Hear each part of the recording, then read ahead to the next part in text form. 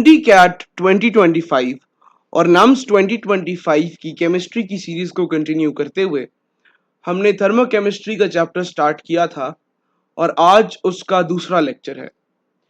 तो सबसे पहले जो चीज हमने डिस्कस करनी है इस लेक्चर में वो है स्टेट क्या होता है और फंक्शंस क्या होते हैं।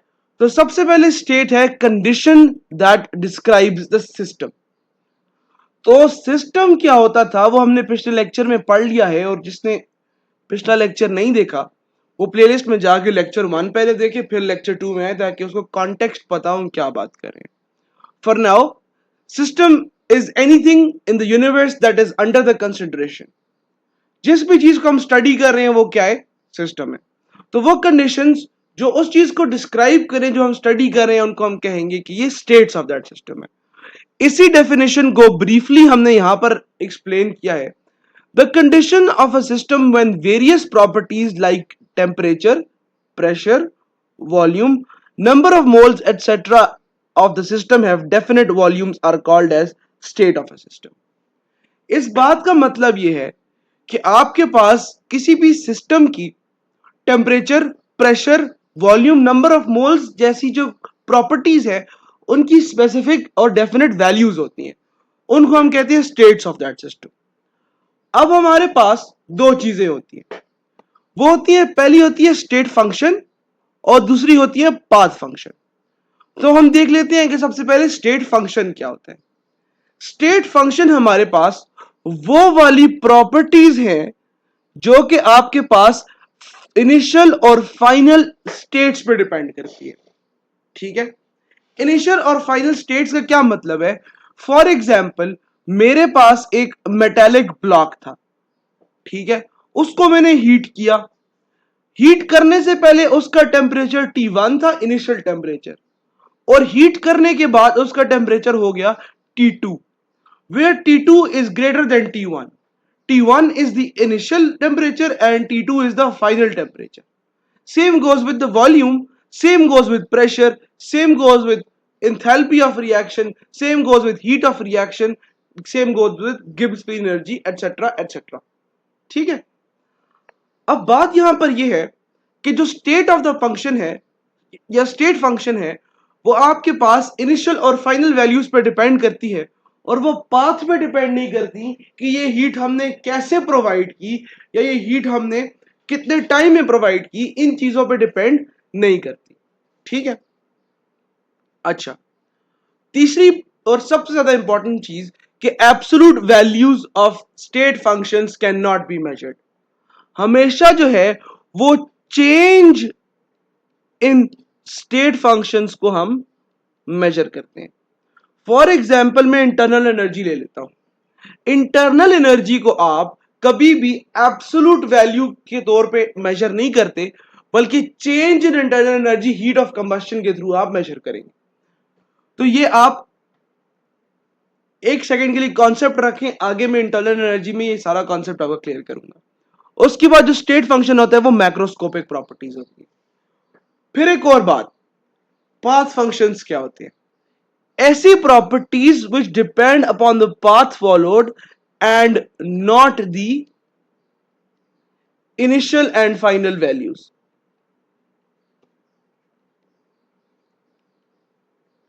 ठीक है, इसमें आपका आ जाता है work, heat and electromotive force यानी कि ईएमएफ। ईटा 2019 में क्वेश्चन आया, मैं यही लिख देता हूं। ईटा जो केबीके का टेस्ट होता है उसके 2019 में एक क्वेश्चन आया, और उसके बाद वो क्वेश्चन मुख्तलिफ टेस्ट्स में, नम्स में आता चला गया। वो क्या क्वेश्चन था? Which of the following is not a state function? तो ऑप्शन था वर्क, बी था आपके पास इंथैल्पी, सी इंटरनल एनर्जी, और डी आपके पास था प्रेशर।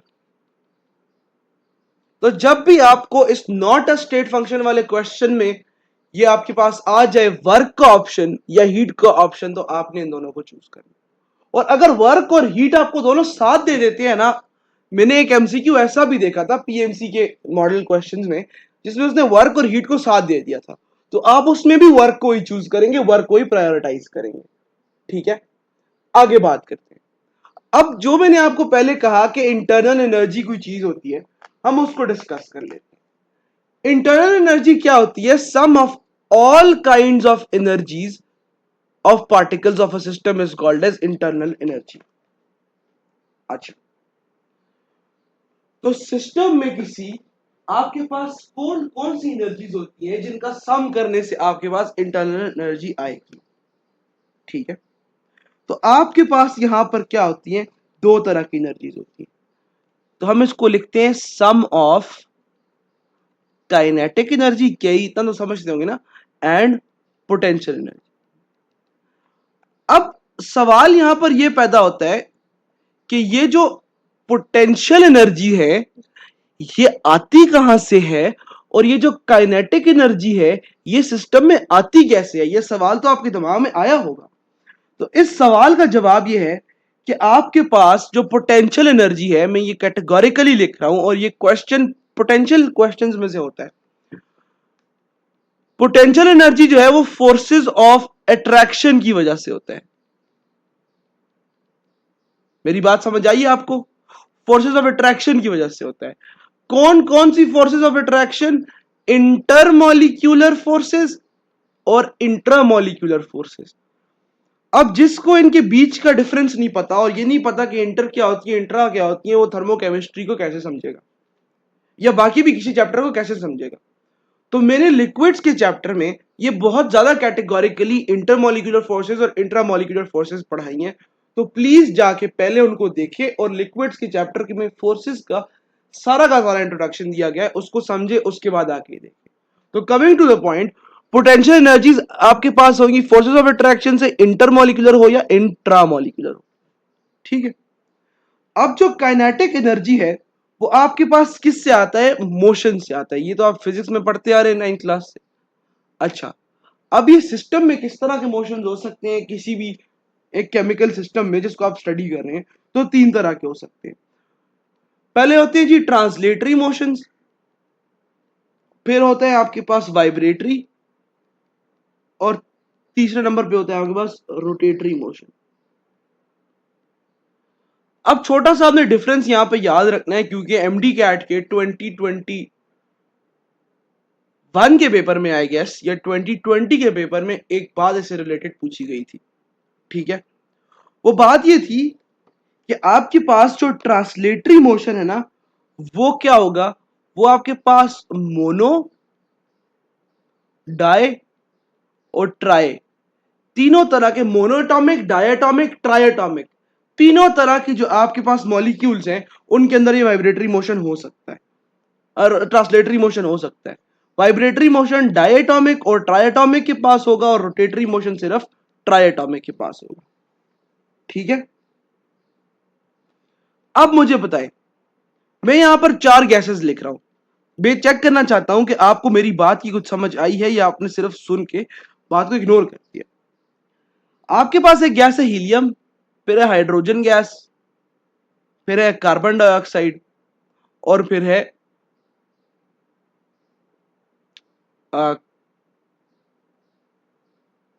SO2। खैर चलो ये दे देते हैं। अब मुझे इसमें बताएं कि हीलियम में कौन कौन से मोशंस होंगे, हाइड्रोजन में, CO2 में और SO2 में।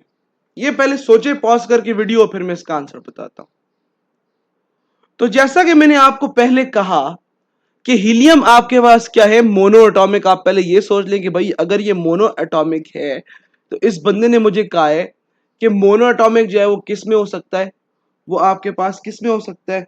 वो आपके पास ट्रांसलेटरी मोशन करेगा। ठीक है, मैंने आपको कहा है ना, ये पीछे ये मैंने एक्सप्लेन किया, ट्रांसलेटरी मोशन। अच्छा, अब ये जो है ना, ये वाला डायटॉमिक है। तो मुझे इसने कहा था पीछे कि जो डायटॉमिक होते हैं वो ट्रांसलेटरी भी करते हैं और वाइब्रेटरी भी करते हैं। तो ये हम आगे लिख देते हैं, वाइब्रेटरी और ट्रांसलेटरी। उसके बाद आपके पास आते हैं CO2। ये क्या है आपके पास? ट्राइएटॉमिक। ट्राइएटॉमिक क्या करेंगे? तीनों करेंगे, ट्रांसलेटरी, वाइब्रेटरी और rotatory. Same goes with the D option. तो ये सारा कॉन्सेप्ट था जिसका आइडिया आपको होना चाहिए था इंटरनल एनर्जी के बारे में। ठीक है, अब जो चीज हमने डिस्कस करनी है वो आपके पास है कि जो इंटरनल एनर्जी है ना आपके पास, वो उसकी एब्सोल्यूट वैल्यू आप नहीं कैलकुलेट कर सकते। ठीक है, उसकी एब्सोल्यूट वैल्यू आप नहीं मेजर कर सकते, बल्कि आप क्या करते हैं, चेंज इन इंटरनल एनर्जी जो है आप चेंज इन इंटरनल एनर्जी जो है आप कैलकुलेट करते हैं। अब इंटरनल एनर्जी को जो फेडरल की बुक है वो डेल्टा ई से रिप्रेजेंट करती है। ठीक है, मैं दोबारा कह रहा हूं, जो फेडरल की बुक है वो आपके पास डेल्टा ई से रिप्रेजेंट करती है। अब जो आगे हमने चीजें डिस्कस करनी है वो कुछ थोड़ी सी जो है वो डिफरेंट है। डिफरेंट इस तरह से है कि अभी तक हमने बेसिक टर्मिनोलॉजीज और कॉन्सेप्ट्स को जो है वो क्लियर करने की, क्लैरिफाई करने की कोशिश की है। लेकिन आगे हम क्या करेंगे, आगे हम थर्मोडायनामिक्स को स्टडी करने की कोशिश करेंगे। तो थर्मोडायनामिक्स क्या होती है, उस थर्मोडायनामिक्स को फर्स्ट लेक्चर में हमने बहुत कैटेगोरिकली डिफाइन किया था कि फिजिकल और केमिकल प्रोसेसेस में जो इंटरनल एनर्जी या फिर एक्सटर्नल एनर्जी चेंजेस होती हैं उसको हम थर्मोडायनामिक्स के अंदर स्टडी करते हैं। तो आज भी हम वही करने वाले हैं। अब थर्मोडायनेमिक्स के हमारे पास 3 लॉज हैं और हम फिजिक्स में भी ये पढ़ते हैं, लेकिन हम केमिस्ट्री में ये थोड़ा मुख्तलिफ अंदाज से पढ़ेंगे। और अब हम स्टार्ट कर लेते हैं। तो फर्स्ट लॉ ऑफ थर्मोडायनेमिक्स जो है वो आपके पास जोसेफ गिब्स ने प्रेजेंट किया था इन 1873। अब ये वाली बात आप सोच रहे होंगे मैं क्यों बता रहा हूं, ये मैं आपको केपीके के स्टूडेंट्स के लिए बता रहा हूं। केपीके के स्टूडेंट्स को कुछ डेट्स को याद रखना पड़ेगा, क्योंकि कभी कभार अगर आपकी जो कंडक्टिंग बॉडी हुई वो ईटा हुई तो वो कभी कभार इन चीजों को देख लेते होते हैं, डेट्स वगैरह। ठीक है, अब दूसरी चीज आपने इसको स्टडी करना है कि इसकी स्टेटमेंट क्या कहती है। बड़ा बेसिक सा लॉ है, टू बी वेरी ऑनेस्ट मुझे ये समझ नहीं आता कि ये लॉ है क्यों, क्योंकि ये कॉमन सेंस वाली बात है, लेकिन फिर भी हम इसको देख लेते हैं। Energy can neither be created nor be destroyed, but it can be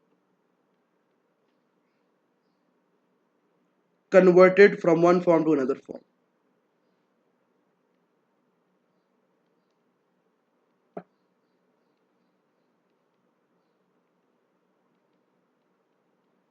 कुछ बुक्स में आपके पास इसकी ये स्टेटमेंट लिखी गई होती है।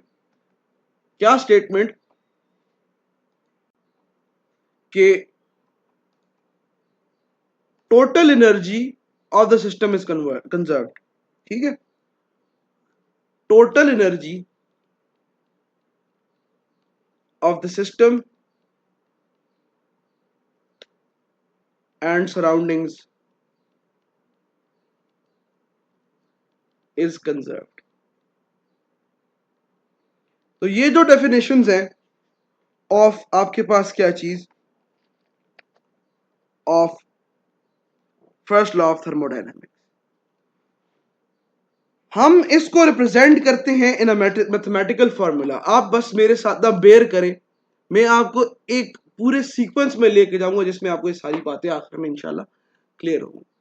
मैथमेटिकल फॉर्मूला कहते हैं delta E equals to Q plus W. ठीक है, ये आपके पास क्या है, आपका मैथमेटिकल फॉर्मूला। ई आपके पास क्या है, मैंने आपको पहले कहा इंटरनल एनर्जी। कुछ बुक्स आई से रिप्रेजेंट करती हैं, लेकिन मेरे ख्याल से पाकिस्तानी सारी बुक्स आपको ई से रिप्रेजेंट करती हुई नजर आएंगी।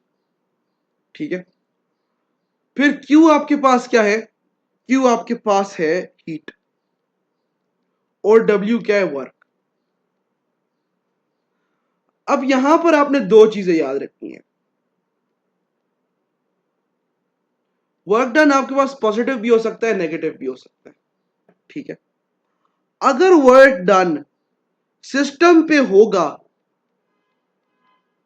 सिस्टम पे वर्क डन होगा तो वो पॉजिटिव होगा, और अगर सिस्टम वर्क डन करेगा तो वो क्या होगा, नेगेटिव होगा। अच्छा, मैंने इस चीज को ऐसे याद रखा था, मुझे chemistry as a subject FSc में अच्छा नहीं लगता था, ठीक है, फिजिक्स अच्छा लगता था। तो ऐसे था कि फिजिक्स में जो है ये चीजें ऑपोजिट है। सिस्टम अगर वर्क डन करेगा तो वो पॉजिटिव होगी, और सिस्टम पे अगर वर्क होगा तो वो नेगेटिव होगी, फिजिक्स में। केमिस्ट्री में ये चीज है कि सिस्टम पे अगर वर्क डन होगा तो वो पॉजिटिव होगा, और सिस्टम में अगर वर्क डन करेगा तो वो नेगेटिव होगा। मैंने ऐसे याद रखा था केमिस्ट्री जो है वो गंदा सब्जेक्ट है, सही है, और अगर मैं केमिस्ट्री पढ़ूंगा तो वो गंदा काम होगा। इसी तरह सिस्टम अगर वर्क डन करेगा केमिस्ट्री में तो वो गंदा काम होगा, यानी कि नेगेटिव होगा। मैंने ऐसे याद रखा था। और फिजिक्स अगर मैं पढ़ूंगा तो अच्छा काम है तो वो पॉजिटिव होगा, मैंने ऐसे याद रखा था। आप इसका कोई निमोनिक बना लें, क्योंकि ये बड़ा इंटरेस्टिंग चीज बन जाती है जब आप थर्मोडायनेमिक्स पढ़ते हैं फिजिक्स के अंदर। अच्छा, अब आपसे कोई पूछे कि ये वर्क डन है क्या, सॉरी, ये वर्क डन है क्या, ठीक है। तो यहां पर आपके पास वर्क डन जो है वो प्रेशर वॉल्यूम वर्क है। क्या है, pressure volume work. Pressure volume work का ये मतलब है, आपको पता है कि प्रेशर होता है फोर्स पर यूनिट एरिया, तो फोर्स होगा P इंटू ए, ठीक है। तो आपको पता है कि W equals to F dot D, मेरी बात समझ आ रही है, एफ डॉट डी। यहां पे हम डिस्टेंस को जो है वो डेल्टा एल से चेंज इन डिस्टेंस या चेंज इन लेंथ को कंसिडर कर लेते हैं, तो जाएगा W equals to F, sorry, W equals to P आ जाएगा यहाँ पे, ये P आ जाएगा P into A into delta L. Area को लेंथ से अगर मल्टीप्लाई करें तो वो वॉल्यूम आ जाता है P इंटू पी। कहने का मकसद ये, अगर आपके पास एक पिस्टन हो और आप उस पर जो है प्रेशर लगाए, तो यहां पर कुछ ना कुछ वॉल्यूम चेंज होगा। ये वॉल्यूम चेंज मल्टीप्लाई में जो प्रेशर आपने बताया, ये आपके पास वर्क डन देगा आपको। ये बहुत बेसिक बात है, मैंने सिर्फ इसको मैथमेटिकली प्रूव करना था ताकि आपको आइडिया हो जाए कि कैसे होता है, ठीक है। वापस टॉपिक की तरफ आते हैं। ये बात हो गई कि आपके पास ई क्या है, इंटरनल एनर्जी। इंटरनल एनर्जी क्या होती है मैं बता चुका हूं। दूसरी चीज आपको ये पता है कि हीट होती है क्यू, और वर्क डन पॉजिटिव हो सकता है, नेगेटिव हो सकता है, और वर्क डन होता क्या है आपने ये भी देख लिया है, ठीक है। प्रेशर वॉल्यूम वर्क होता है। इसके बाद आपने जो चीज डिस्कस करनी है ना, वो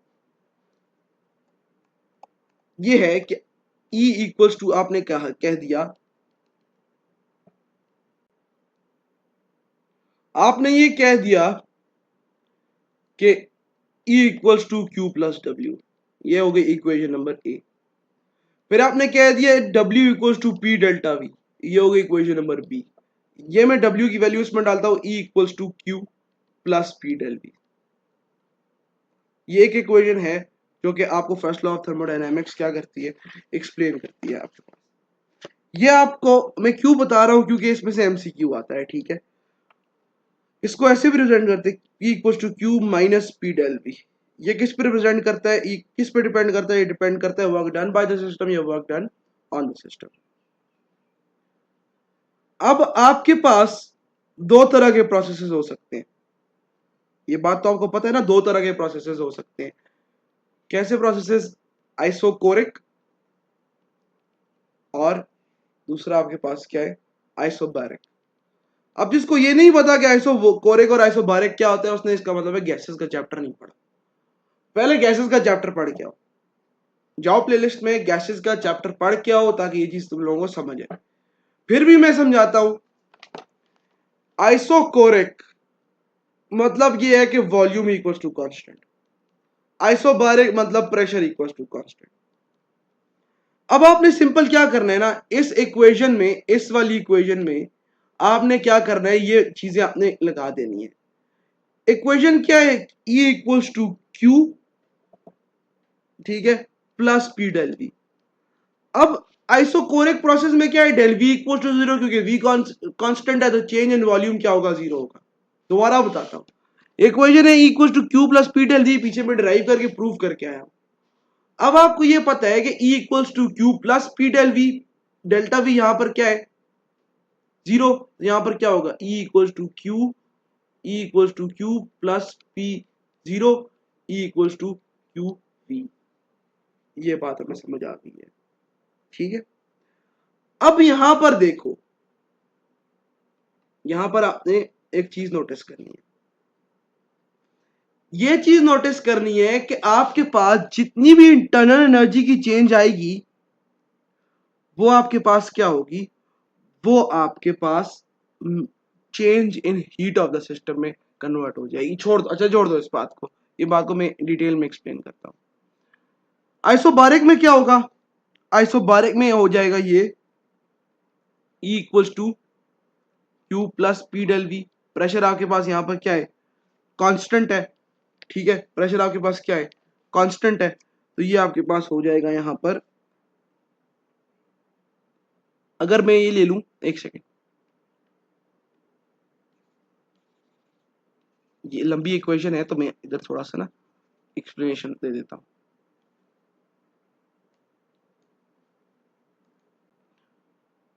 अगर मैं ये कंडीशन ले लूं कि work done on the system है, क्योंकि प्रेशर कांस्टेंट अगर आप रख रहे हो तो इसका मतलब ये है ना कि work done on the system है, ठीक है। तो मैं ये कहता हूं E equals to Q P del V. अब माइनस क्यू है, मैंने बात को एक्सप्लेन कर दिया कि वर्क ऑन द सिस्टम है क्योंकि कांस्टेंट प्रेशर अप्लाई हो रहा है, ठीक है।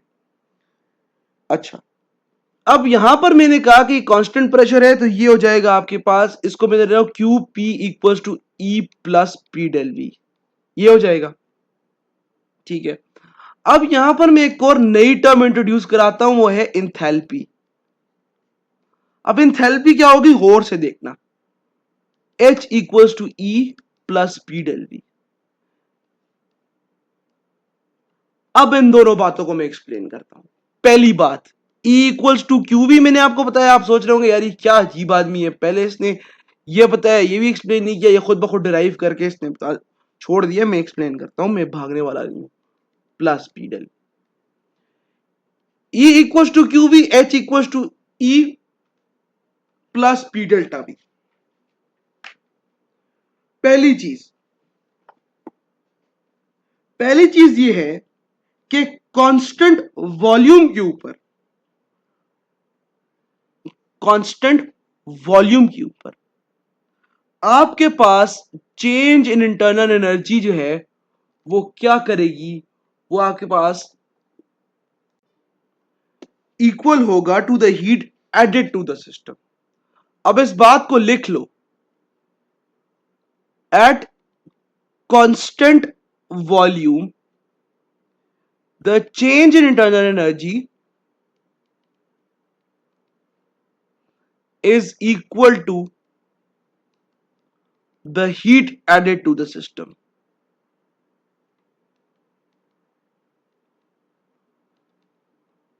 अब हम बात करते हैं एट कांस्टेंट प्रेशर। अब कांस्टेंट प्रेशर की जो सारी स्टोरी मैंने पीछे एक्सप्लेन किया ना, उसको एक दफा रिवाइज करते हैं। मैंने कहा कि मोस्टली जो दुनिया में रिएक्शंस होते हैं वो आपके पास क्या होते हैं, कांस्टेंट प्रेशर के अंडर होते हैं, ओपन कंटेनर्स में।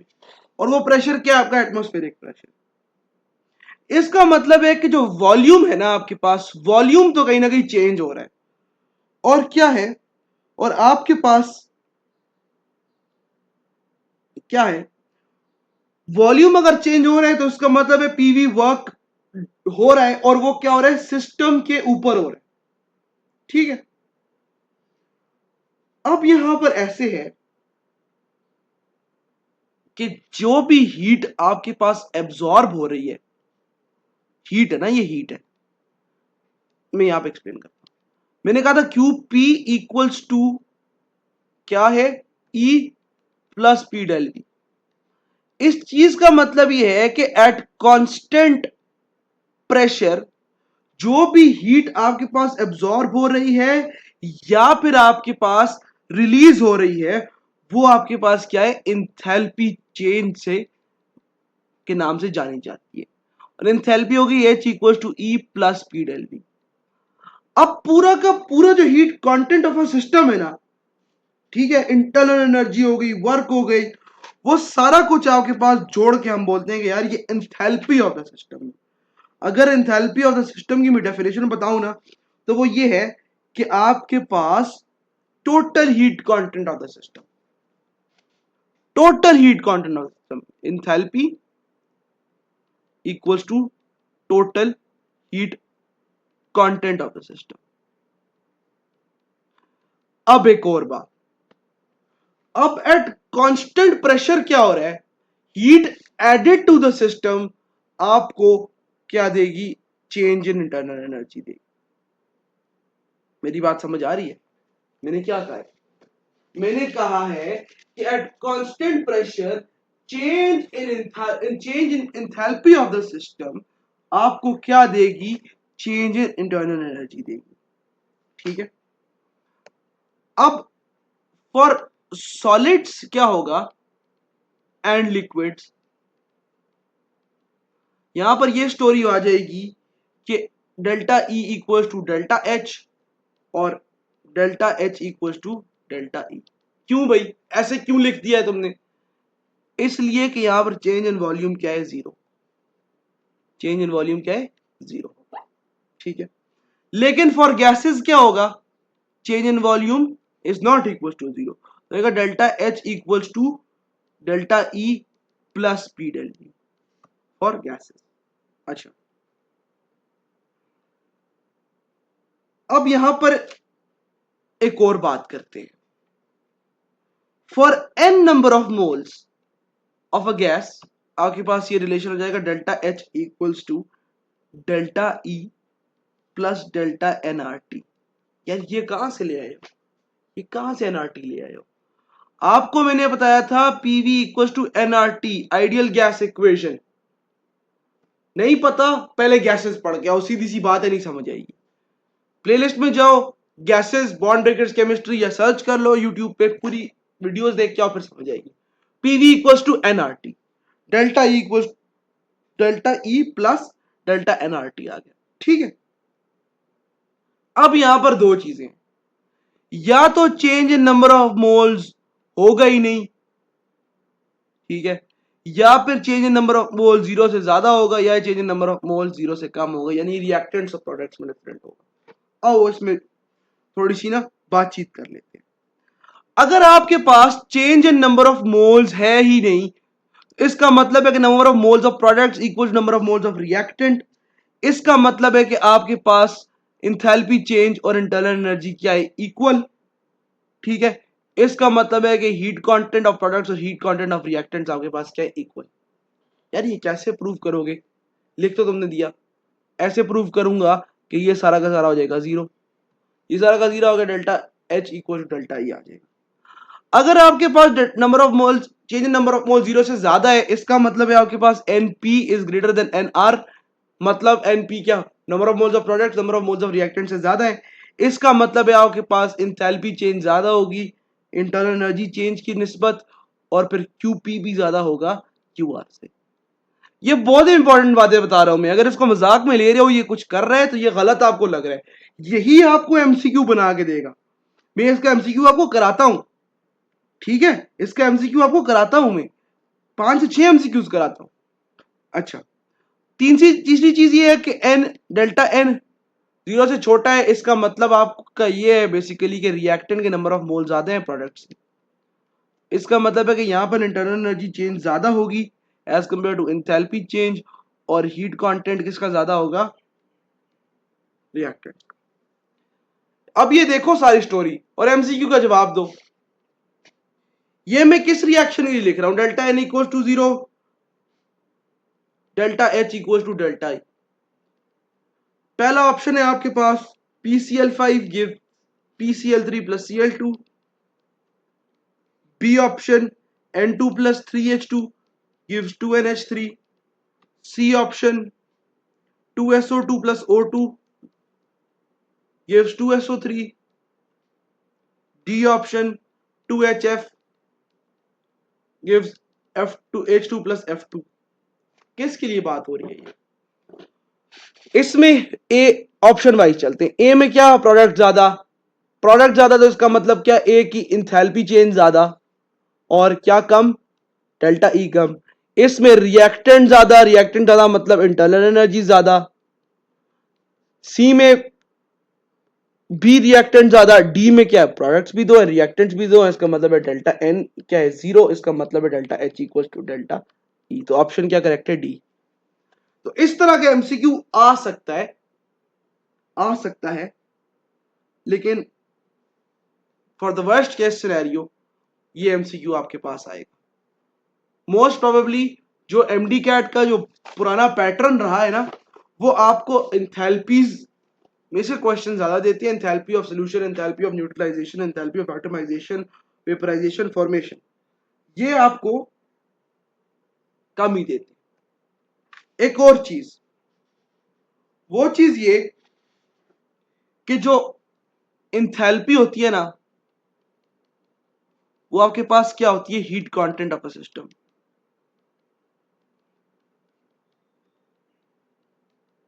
और वो क्या होती है, इंटरनल एनर्जी प्लस क्या चीज, internal energy plus P del V, pressure volume work. भाई पढ़ा के मर गया होंगे पीछे। अच्छा, अब जो स्टैंडर्ड एंथैल्पी होती है ना, स्टैंडर्ड एंथैल्पी जो होती है ना, वो मेजर की जाती है किसके ऊपर, स्टैंडर्ड कंडीशंस के ऊपर। वो क्या स्टैंडर्ड कंडीशंस है, 25 डिग्री सेंटीग्रेड हो, एक एटीएम हो और 1 मोलर सोल्यूशन हो। अब आप सोचोगे ये बहुत बेसिक सी बात इसने बताई है, तो फॉर योर सरप्राइज ये बेसिक सी बात आपके पास एमडी कैट के पास पेपर में आ चुकी है।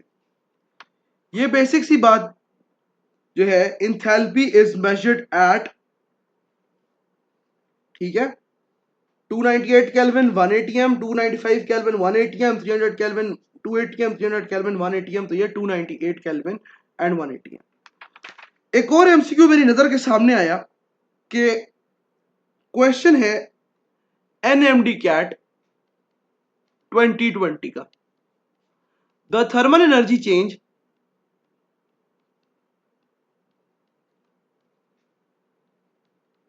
Eight constant pressure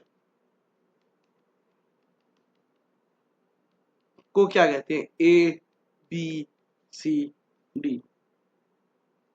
heat capacity, internal energy, work या एंथैल्पी। एनएमडी क्या 2020 का क्वेश्चन, एंथैल्पी। कैसे एंथैल्पी भाई, हमें पता है ये बात कि QP equals to delta H equals to delta E plus P del V, ये रिलेशन है। ये रिलेशन हमने कहां पे निकाला है, इधर, ये सारा रिलेशन हमने निकाला है, ठीक है। तो ये जो चीजें मैं बता रहा था ये इंपॉर्टेंट थी और इसमें एमसीक्यूज हैं। तो अभी बस इसको खत्म करते हैं लेक्चर को, बहुत लंबा लेक्चर हो गया आज। और नेक्स्ट लेक्चर में जो है हम स्टैंडर्ड एंथैल्पीज को पढ़ेंगे और उसके बाद इस चैप्टर को हम खत्म करके इलेक्ट्रोकेमिस्ट्री स्टार्ट कर देंगे। तब तक के लिए इजाजत चाहता हूं, अल्लाह।